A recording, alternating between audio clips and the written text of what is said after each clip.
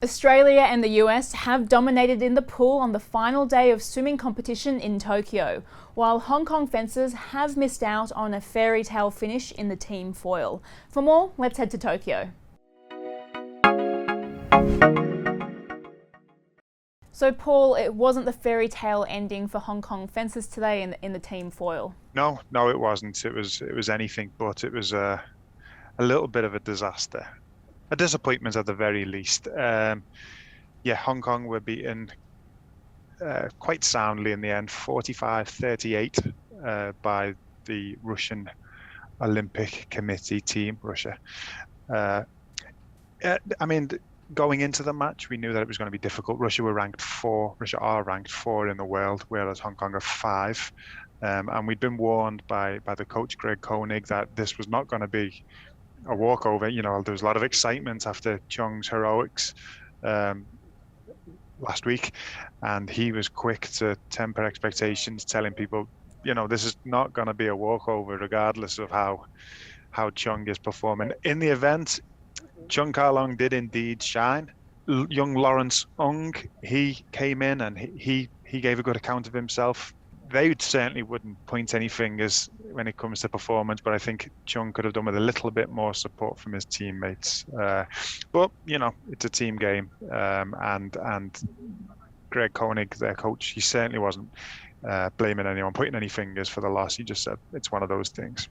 Yeah, so they, as I understand, they've now come out with 7th position, beating Egypt in the end. What did Greg have to say after the performance today? Yeah, you know, he was frustrated. He was a little upset. He said, but I think once I contemplate how we've done, once I have time to relax and think about how this Olympic campaign has gone for us, for Hong Kong, I will feel good about it. You know, as he very rightly pointed out, Hong Kong is a small city, and we were up there in the top 8 in the world with, you know, the traditional powerhouses in fencing: France, Italy, the US, Russia. We almost have no business being involved in that conversation, but we are, because that's how far Hong Kong fencing has come. And what about for our table tennis team? Mixed fortunes today. Yeah, unfortunately, the women, they came through their last 16 tie with Brazil, 3-1. So they've booked their spot in the quarterfinals, where they'll meet Romania tomorrow. It was a different story for the men. Unfortunately, they ran up against France, who have become the bogey team of Hong Kong at these games. They went down 3-0 to the French over at the table tennis gymnasium. Particularly hard on Wang Chunting. He was part of the mixed doubles duo who, on the opening day of the table tennis, they were expected to go really well, but they were beaten by France on that occasion. And again, they were beaten. It was 3-0, so it wasn't really close. But still a faint hope with the women who are in action again tomorrow. Be great to see how they go tomorrow. Yeah, absolutely. Over to the pool. It was the final day of competition at the Aquatic Centre.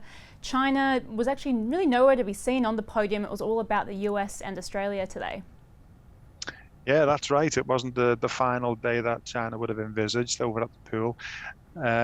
You know, I mean, it's been a relatively fruitful campaign in the pool for China. They finished 4th on the swimming medal table, 3 gold, 2 silver, 1 bronze. But on this day, the final day of action at the pool, it was all about Australia and the US.